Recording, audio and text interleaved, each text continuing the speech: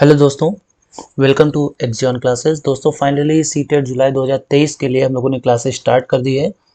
आज हम लोग फर्स्ट क्लास मैथ की लेने वाले हैं और पर डे आपको रेगुलर बेसिस पे आपको कोई ना कोई क्लास मिलती रहेगी। सारे क्लासेस इंपॉर्टेंट होने वाले हैं क्योंकि उनमें जो क्वेश्चंस होंगे वो एग्ज़ाम रिलेवेंट होंगे, यानी ऐसे क्वेश्चन जिनके एग्ज़ाम में आने की सबसे ज़्यादा पॉसिबिलिटी है। सो स्टार्ट करते हैं। कुछ लोगों के लिए जो एक टफ टॉपिक होता है दैट इज़ मैथ, तो मैथ से हम लोग स्टार्ट कर रहे हैं। सो हर रोज़ हम लोगों की तैयारी होगी सफल होने की। स्टार्ट करते हैं अपने पहले क्वेश्चन से, बट इससे भी पहले आप अगर यूट्यूब हमारे चैनल को सब्सक्राइब नहीं किए, सब्सक्राइब कर लें और हमारे टेलीग्राम चैनल से जरूर जुड़ें। वहां पर आपको फ्री पीडीएफ और क्लास नोटिफिकेशन भी मिलती रहेगी। टेलीग्राम का लिंक हमारे डिस्क्रिप्शन बॉक्स में, वीडियो के डिस्क्रिप्शन बॉक्स में मिल जाएगा। देखिए, ये वीडियो तो इम्पोर्टेंट इसलिए भी है, क्वेश्चंस के साथ साथ आपको एक्स्ट्रा फैक्ट भी बताए जाएंगे, ऑप्शंस को भी डिस्कस किया जाएगा। इसलिए अगर आप पूरा वीडियो देखते हैं तो आपको अच्छा खासा उस पर्टिकुलर सब्जेक्ट के बारे में नॉलेज मिलेगा। तो सबसे पहला क्वेश्चन है कि पाई क्या है। पाई एक है परमेय संख्या, परमेय मीन्स रेशनल नंबर। फिर अपरिमेय दैट इज इरेशनल नंबर। अभाज्य दैट मीन्स प्राइम नंबर। और पूर्णांक दैट मीन्स इंटीजर। ठीक, तो देखिए पाई क्या है। तो सबसे पहले बात करते हैं परिमेय संख्या की, यानी रेशनल नंबर की। तो ऐसे नंबर्स जिनको हम फैक्टर इस फ्रैक्शन के फॉर्म में इस तरीके से लिख सके, दैट इज जैसे कि 1/3, 2/5, तो इन नंबर्स को हम लोग रेशनल नंबर बोलते हैं। जिनको हम p/q के फॉर्मेट में नहीं लिख सकते उनको इरेशनल बोलते हैं, जैसे कि √3 या फिर √7। और ऐसे नंबर्स भी जैसे कि पाई, पाई भी एक प्रकार का इरेशनल नंबर है क्योंकि ये non terminating non repeating number है। यानी पाई की वैल्यू जो हम लोग रखते हैं 3.14, एक्चुअल में ये वैल्यू ना होकर के इससे कहीं ज़्यादा वैल्यू होती है। मतलब इसकी जो वैल्यू होती है, अगर हम शुरुआत के 4-5 डिजिट की बात करें तो 3.14, 159 एंड सो ऑन। मतलब इसके डिजिट्स ना तो खत्म होते हैं और ना ही रिपीट होते हैं। तो ऐसे केसेस में ये कैसा हो जाएगा, अपरिमेय संख्या यानी इरेशनल नंबर। प्राइम नंबर्स यानी अभाज्य संख्याएं कौन सी होती हैं, तो ऐसे नंबर्स जिनके केवल 2 फैक्टर हों, ओनली 2 फैक्टर, उनको हम बोलते हैं अभाज्य संख्याएं। एग्जाम्पल के लिए जैसे हम यहाँ पे बात करें तो 3 एक प्राइम नंबर है, 5 एक प्राइम नंबर है, 7 एक प्राइम नंबर है, लेकिन 1 आप ये ध्यान रखिएगा प्राइम नंबर नहीं है। अगला है पूर्ण संख्या। तो पूर्ण संख्या आप जो 1 2 3 4 जो भी आप मानते हैं वो पूर्णांक होते हैं। दो तरीके के होते हैं, ऋणात्मक और धनात्मक, यानी निगेटिव इंटीजर और पॉजिटिव इंटीजर। तो जैसे हमने कहा -1, -2 ये निगेटिव इंटीजर्स हो गए, +3, +4 ये क्या पॉजिटिव इंटीजर्स हो गए। नेक्स्ट क्वेश्चन पे बढ़ते हैं। देखिए कह रहे हैं कि इसको यहाँ पे सॉल्व करना है। तो देखिए यहाँ पे 9 पॉइंट करके आ रहा है, तो देखिए यहाँ पे समझिएगा ध्यान से कैसे सॉल्व करेंगे। तो जैसे हमने यहाँ पे लिखा 3.6 और इससे 37.188 और इसको डिवाइड करना है 3.6 से। तो जब हम पॉइंट से पॉइंट हटाएंगे तो बताइए यहाँ पे कितने जीरो आएंगे, यहाँ पे 2 जीरो आएंगे। क्यों, देखिए यहाँ पे पॉइंट से जब हम बराबर हटाते हैं तो पॉइंट के इधर राइट साइड में जो नंबर ऑफ डिजिट्स हैं वो सेम होने चाहिए, तभी ये इसको हम हटा सकते हैं। अब बताइए यहाँ पे सबसे पहले अगर हम 3600 से अगर हम 37,188 को डिवाइड करें तो सबसे पहले एक बार जाएगा,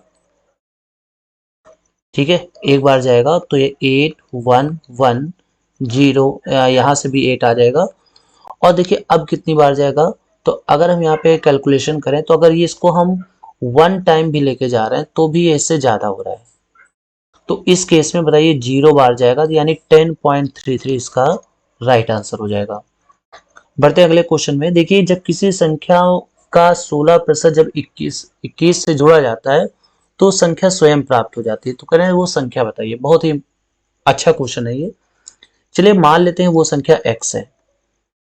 तो कह रहे हैं जब x जो मिलता है वो कब मिलता है, जब x के 16% में से 21 को जोड़ा जाता है, 21 को ऐड किया जाता है।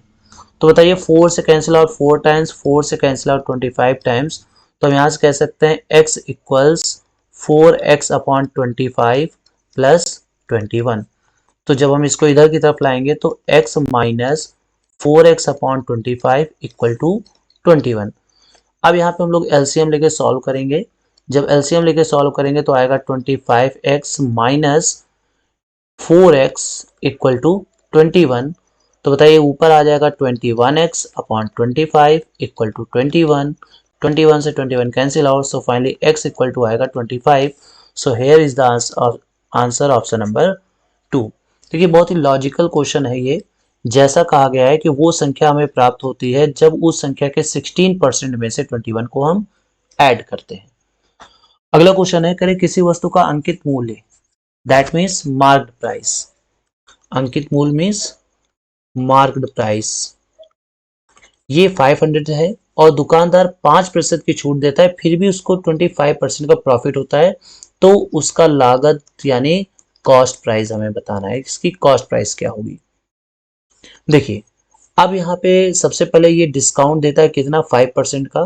तो अगर हम 500 का 5% निकाल लें तो ये आएगा 25 रुपीज़।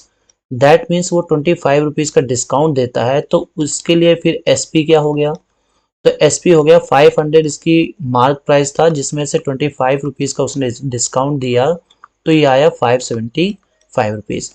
अब ये हमें मिल चुका है एसपी। तो एसपी इक्वल टू होता है क्या है, तो एसपी इक्वल टू होता है सीपी 100 प्लस प्रॉफिट अपॉन 100।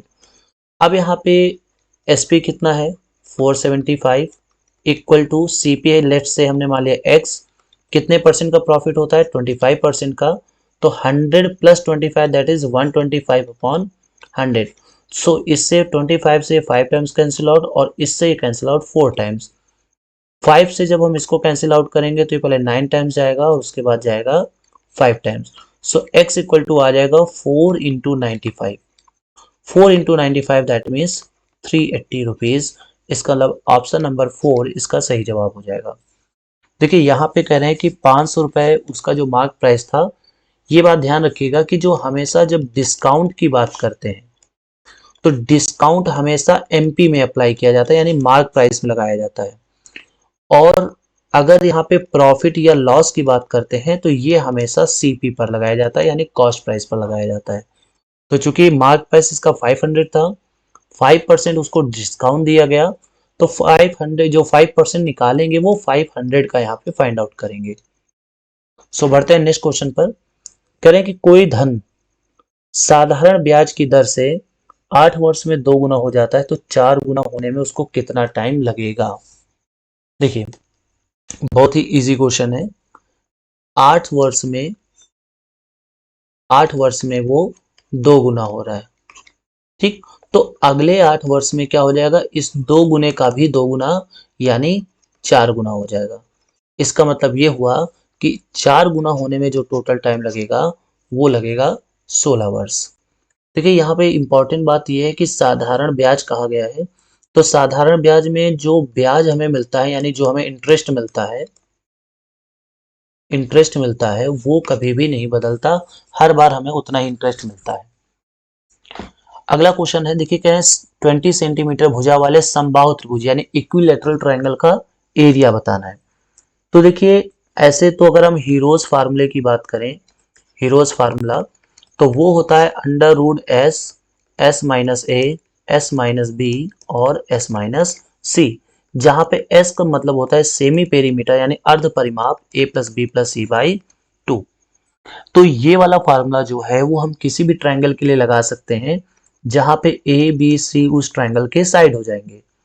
लेकिन यहाँ पे समबाहु कह रहे हैं, तो समबाहु के लिए डायरेक्ट हम फार्मूला याद कर लेंगे, √3/4 into side square, √3/4 into side square. So √3/4 और इसकी साइड कितनी दी हुई है 20 सेंटीमीटर, सो 20 का स्क्वायर हो जाएगा 400। तो यहां से cancel out 100 times, that means 100√3 centimetre square. तो 100√3 सेंटीमीटर स्क्वायर सेकेंड नंबर हमारा आंसर हो जाएगा। तो ये फार्मूला आपको याद रखना है, ये फार्मूला हीरोज फार्मूला आप कभी भी अप्लाई कर सकते हैं जब आपको किसी ट्रायंगल की तीनों साइड मालूम होती है, और ये यहाँ पे अब हम अप्लाई करेंगे जब हमें इक्विलेटरल ट्रायंगल की बात करेंगे। अगला क्वेश्चन है, यहाँ पे कह रहे हैं कि 45 मीटर लंबा और 30 मीटर चौड़ा पार्क है। पार्क के चारों ओर इतने मीटर चौड़ा रास्ता बनाया जाता है, रास्ते का क्षेत्रफल बताइए। देखिए इसमें कॉन्सेप्ट कौन सा लगेगा, ये बहुत ही ज्यादा इंपॉर्टेंट है। हमने ये मान लिया कि ये 45 मीटर लंबा है और 30 मीटर ये चौड़ा है, और चूंकि इसके बाहर चारों ओर, देखिए ये इंपॉर्टेंट समझना है कि इसके बाहर रास्ता बनाया जा रहा है या अंदर बनाया जा रहा है। तो चूंकि बाहर बनाया जा रहा है तो लेट से कि ये यहाँ पे ये ऐसे रास्ते को बना दिया गया, इस रास्ते को ऐसे यहाँ पे बना दिया गया, ये रास्ता बन गया है। अच्छा, भी इस रास्ते की जो चौड़ाई है वो है 2.5 मीटर। तो अगर हम अब इसकी टोटल चौड़ाई देखें तो वो है 35 मीटर, क्योंकि 2.5 इधर बढ़ जाएगा, 2.5 इधर बढ़ जाएगा, और इसकी टोटल हम लंबाई की बात करें तो वो हो जाएगा 50 मीटर, क्योंकि 2.5 इधर बढ़ेगा और 2.5 इधर भी बढ़ जाएगा, यानी 5 मीटर बढ़ जाएगा। तो कह रहे हैं इस रास्ते का क्षेत्रफल बताना है। तो देखिए जो एरिया ऑफ रोड होगा, ठीक है, एरिया ऑफ रोड जो होगा वो होगा बाहर के एरिया में से, ठीक है, बाहर के एरिया में से अंदर का एरिया, दैट मीन्स 45 इंटू 30, इसको हम लोग माइनस कर देंगे। तो 5 से सबसे पहले इसको मल्टीप्लाई कराएंगे तो कितना आएगा, 5 5 जा 25 और ये 17 हो जाएगा। माइनस का जब हम 3 से मल्टीप्लाई कराएंगे तो ये 13 हो जाएगा। सो फाइनली यहाँ से कितना आया, 400 मीटर स्क्वायर। इसका मतलब ऑप्शन नंबर 3 इसका सही जवाब होगा, 400 मीटर स्क्वायर। तो किस हिसाब से निकाला गया है, क्योंकि इसके बाहर यहाँ पे बनाया जा रहा था, सड़क बाहर बनाई जा रही थी, तो ये जो 2.5 मीटर है, ये 2.5 मीटर इधर भी बढ़ जाएगा और इधर भी बढ़ जाएगा, तो टोटल कितना बढ़ गया, 5। तो 30 था तो 35 हो गया। उसके बाद इधर भी 2.5 बढ़ेगा, इधर भी 2.5 बढ़ेगा, तो 45 था तो 50 हो गया।